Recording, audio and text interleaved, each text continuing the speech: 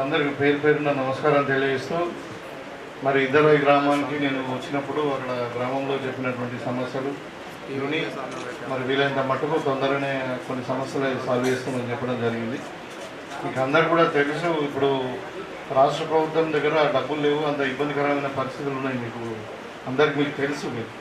అయినా కానీ మరి ఇప్పుడు మాట ఇచ్చినాం, మాట మీద కట్టుబడి ఉండాలా అని చెప్పి ఉద్దేశంతో మరి మీ ఇందలవాయి గ్రామానికే ఇవాళ అత్యధికమైనటువంటి ఫండ్స్ ఇవ్వడం జరిగింది. ఎందుకంటే ఆ గ్రామము మరి చైతన్యమైనటువంటి గ్రామం. సో అన్ని విధాలుగా మరి నన్ను ఆశీర్వదించారు. మాకు మంచి అక్కడ అంటే అన్ని విధాలుగా మాకు అంటే గౌరవం కూడా దక్కింది. కాబట్టి మరి స్పెషల్గా ఇప్పుడు రామ మందిరం, అది పురాతనమైన మందిరము, గతంలో చాలా నెగ్లెక్ట్కి గురి అయింది. మరి దాన్ని బాగా చేయాలని అన్నప్పుడు ఆ గోపురం కూడా నేను వచ్చిన తర్వాత అది శాంక్షన్ అయితే 25 లక్షలు 30 లక్షలు 25 లక్షల రూపాయలతో అది గోపురం ఒకటి శాంక్షన్ అయింది. ఇప్పుడు అది టెండర్ వేపిస్తూ ఉన్నాము, కడతారు. అది కాకుండా మళ్ళీ ఇప్పుడు కాంపౌండ్ వాళ్ళు మొత్తం పోతుంది, అక్కడ ఖరాబ్ ఏంటంటే దానికి ఒక 5 లక్షల రూపాయలు, తర్వాత లోపల ఫ్లోరింగ్ మట్టి వృధా అవుతుందంటే దానికి ఒక 5 లక్షల రూపాయలు ఆ రోజు చెప్పిన మాట మీద నిలబడి ఇవ్వడం జరిగింది. అదే కాకుండా కుటుంబ సంఘం మరి కుమ్మరి సంఘంకు ఒక 5 లక్షల రూపాయలు, ముఖ్యంగా ముద్రా సంఘము నేను అక్కడనే మీటింగ్ పెట్టినాము. ఆ దేవుని పెద్ద దర్శనం చేసుకుని ఆ సంఘం కూడా అక్కడ విజిట్ చేయడం జరిగింది. వాళ్ళు ఒక 10 లక్షలు అడిగారు, ఇప్పుడు ఒక 5 లక్షలు ఇచ్చాము, మళ్ళీ ఒక 5 లక్షలు తర్వాత ఇస్తాము, మీరైతే జమ చేసుకొని కట్టుకోండి. అది కాకుండా మరి ఇలా ఇందరాయి చెరువు కూడా లాస్ట్ టైం మనం వరదలు వచ్చి మొత్తం అలుగు దిగిపోతే దాన్ని కూడా ఇలా మంచిగా చేపిస్తా ఉన్నాం. నేను చిన్నగా చాలా మంచిగా చేపిస్తున్నాం. తర్వాత తూము కూడా అది నీళ్లు లీక్ అయిపోతుంటే దాన్ని కూడా బాగా చేసినాము.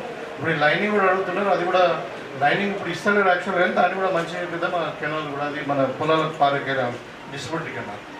అది కాకుండా ఇవాళ మన చెరువు అంత ఆక్రమణకు గురవుతుంది అదేంటే కూడా దాని మీద కూడా అధికారులు చెప్పి వీళ్ళంత మట్టుకు మళ్ళీ చెరువును రీస్టోర్ చేసే ప్రయత్నం చేసినాం.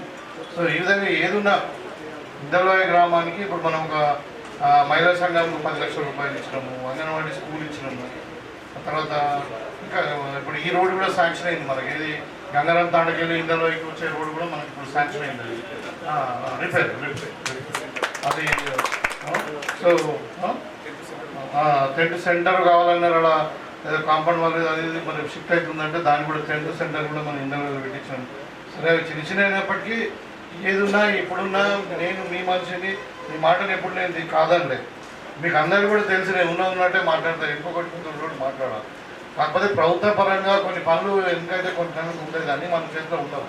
కాకపోతే సిన్సియర్గా నిజాయితీతో మీ గ్రామాన్ని అన్ని విధాలుగా అభివృద్ధి చేయాలా అనే ఆలోచన మాత్రం ఖచ్చితంగా ఉంది. ఇక్కడ మీకు ఇందిరమ్మ ఇల్లు కూడా మీరు చూడండి, ఏ గ్రామానికి లేనంత మీ ఇందిరమ్మ ఇల్లు ఈ గ్రామానికి వస్తుంది.